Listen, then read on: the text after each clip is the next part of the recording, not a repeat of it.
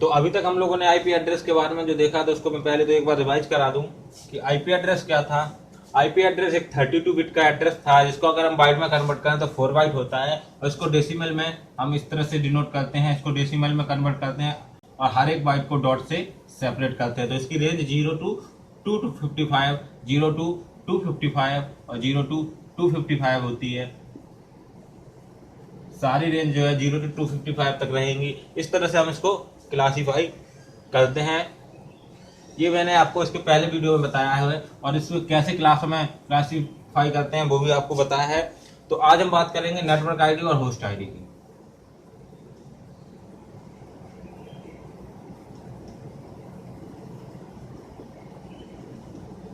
तो सबसे पहले तो नेटवर्क आईडी और होस्ट आईडी होता क्या है। देखिए, ये कोई हमारी ऑर्गेनाइजेशन है या मान लीजिए आपके कॉलेज का नेटवर्क है। तो इसमें जब बहुत सारे सिस्टम कनेक्ट होते हैं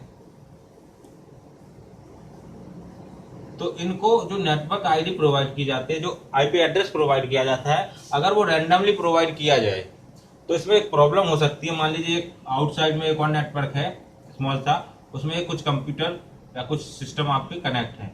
इसको मान लीजिए कोई आईपी एड्रेस प्रोवाइड किया गया और उसी से रिलेटेड इसको कोई आईपी एड्रेस प्रोवाइड किया गया, तो हमें तो ये कंफ्यूजन होगा कि ये दोनों जो है एक ही ऑर्गेनाइजेशन का हिस्सा है, जबकि अलग अलग ऑर्गेनाइजेशन का हिस्सा है। तो इसको रिजॉल्व करने के लिए हमने क्या किया, एक नेटवर्क आईडी क्रिएट की। नेटवर्क आईडी का कॉन्सेप्ट आया, उसमें क्या हुआ कि पूरे एक ऑर्गेनाइजेशन के लिए नेटवर्क आईडी प्रोवाइड की जाती है। यानी कि नेटवर्क आईडी जो रहेगी वो पूरे सिस्टम के लिए सेम रहेगी। तो इससे क्या रहेगा कि नेटवर्क आईडी जब सेम रहेगी तो समझ में आएगा कि ये आपका सेम नेटवर्क का हिस्सा है, इसके लिए नेटवर्क आईडी अलग रहेगी। अब हम जब इन दो कंप्यूटर की बात करें तो इनकी नेटवर्क आईडी तो सेम रहेगी, लेकिन इसकी होस्ट आईडी जो है वो चेंज हो रहेगी। तो नेटवर्क आईडी क्या करती है, नेटवर्क को डिनोट करती है, जबकि होस्ट आईडी उस सिस्टम को डिनोट करती है।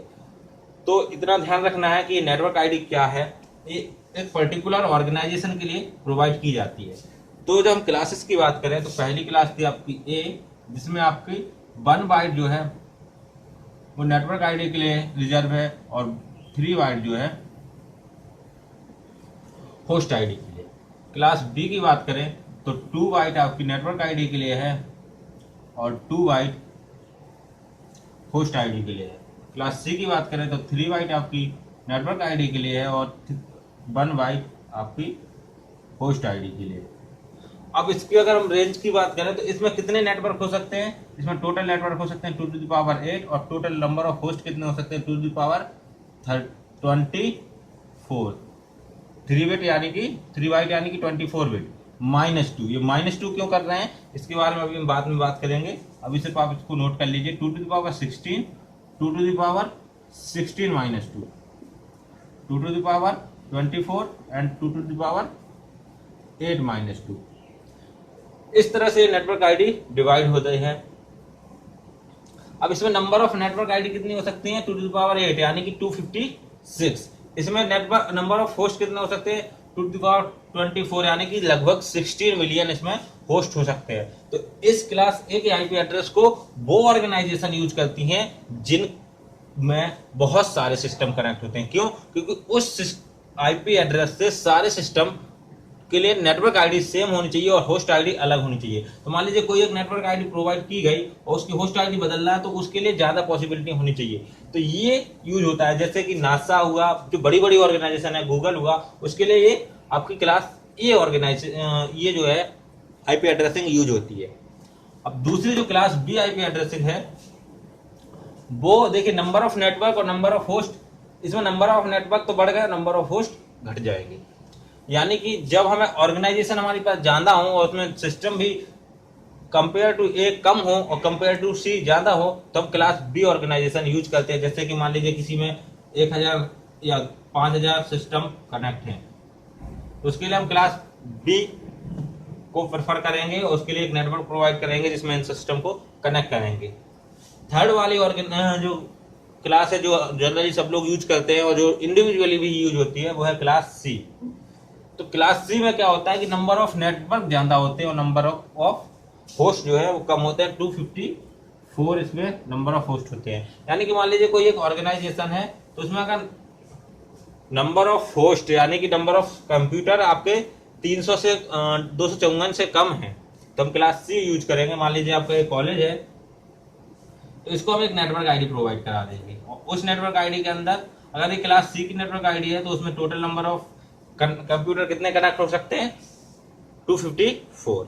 यानी कि अगर आपके पास एक नेटवर्क है जो क्लास सी का है उसकी अगर आपको नेटवर्क आईडी प्रोवाइड की जाती है तो आप उसमें total number of system 254 connect कर सकते हैं। तो ये आपकी नेटवर्क आईडी और होस्ट आईडी का कॉन्सेप्ट था और उसमें आपका क्या रहेगा, इसमें इन दोनों की क्या, इन सबकी नेटवर्क आईडी जो है वो सबकी सेम रहेगी और होस्ट आईडी चेंज होती रहेगी। लेकिन जैसे ही दूसरी ऑर्गेनाइजेशन, मान लीजिए दूसरी ऑर्गेनाइजेशन है तो इसके लिए हम बात करें तो इसकी नेटवर्क आईडी अलग हो जाएगी और इसके लिए फिर से होस्ट आईडी तो चेंज होगी ही होगी। तो यहाँ पे क्या होगा, with in a network ID सबके लिए सेम रहेगी और outside of network ID different होगी। तो इस तरह से, चूंकि अगर हम छोटे ऑर्गेनाइजेशन की बात करें तो नंबर ऑफ ऑर्गेनाइजेशन ज्यादा है, यानी कि हमें नंबर ऑफ नेटवर्क आईडी ज्यादा चाहिए और नंबर ऑफ होस्ट उसमें कम है तो हमें नंबर ऑफ होस्ट आईडी कम चाहिए, तो इसीलिए हम क्लास सी का यूज करते हैं। इसका मतलब क्या है, क्लासिफिकेशन सेम वैसे ही हुआ जैसे अगर हम मोबाइल नंबर की बात करें तो पहले क्या होता था कि पहले 9 से नंबर शुरू होते थे, उसके तो उसमें हमारे पास सिर्फ 8 प्लेस बचते थे। लेकिन जैसे हमें पता चला कि हमें और जरूरत है तो हम इसको 8 से भी शुरू करने लगे, फिर 7 से भी शुरू करने लगे, उस तरह से इसको भी क्लासिफाई किया गया है।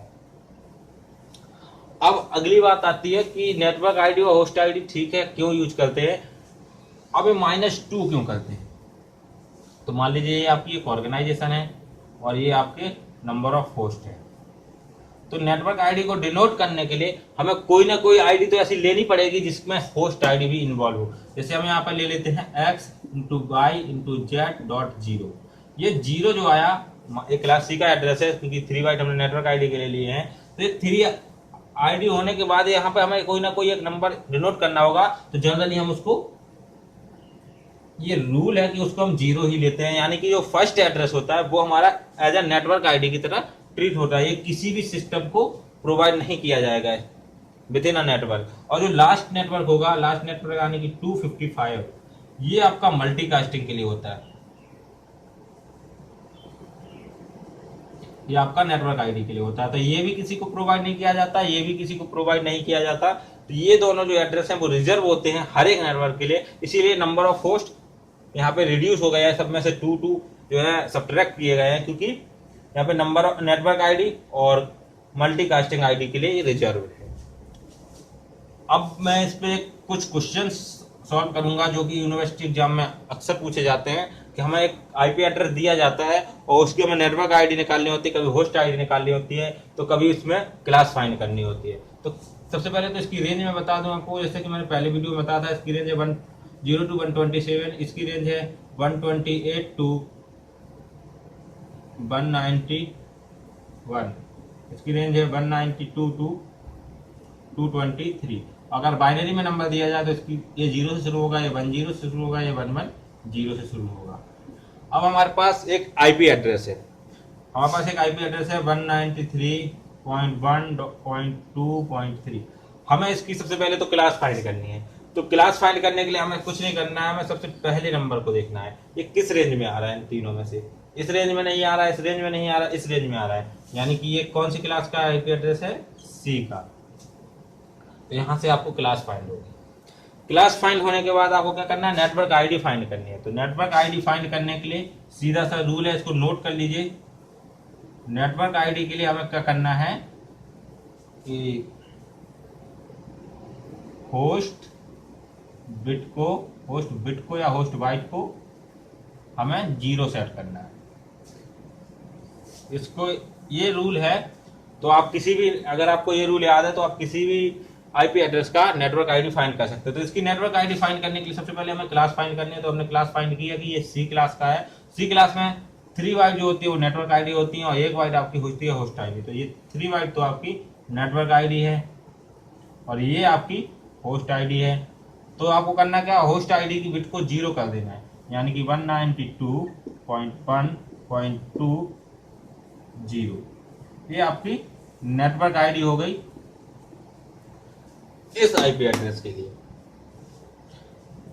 तो ये नेटवर्क आईडी आपकी इस तरह से फाइंड करते हैं।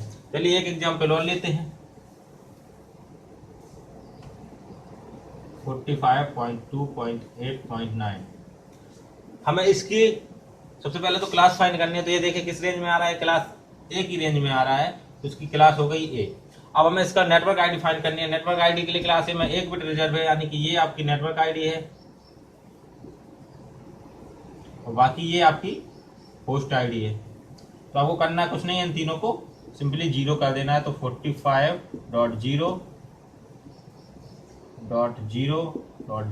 ये आपकी नेटवर्क आईडी आपकी इस आईपी एड्रेस के लिए हो जाएगी। तो ये बेसिकली आईपी एड्रेस के बारे में था कि कैसे आईपी एड्रेस आपका डिनोट होता है, उसमें कितने बिट आपके रिजर्व होते हैं, किस चीज के लिए रिजर्व होते हैं। तो पहले तो अगर आपने इसके पहले वीडियो नहीं देखा है जिसमें मैंने आईपी एड्रेस का क्लासिफिकेशन बताया, तो पहले उस वीडियो को देख लीजिए ताकि आपको ये रेंज समझ में आए और ये आपको ये समझ में आए कि इसमें आईपी एड्रेस इतने क्यों हो रहे हैं। तो अब इसके नेक्स्ट वीडियो में मैं आपसे बात करूंगा सबनेटिंग के बारे में। और अगर आपको आईपी एड्रेस में और कोई डाउट है तो आप नीचे कमेंट बॉक्स में लिख सकते हैं। अगर आपको प्रॉब्लम है जो आपसे सॉल्व नहीं हो रही तो आप नीचे प्रॉब्लम लिख सकते हैं, उसको मैं सॉल्व करके आपको उसका सॉल्यूशन प्रोवाइड करा दूंगा। Thank you for watching.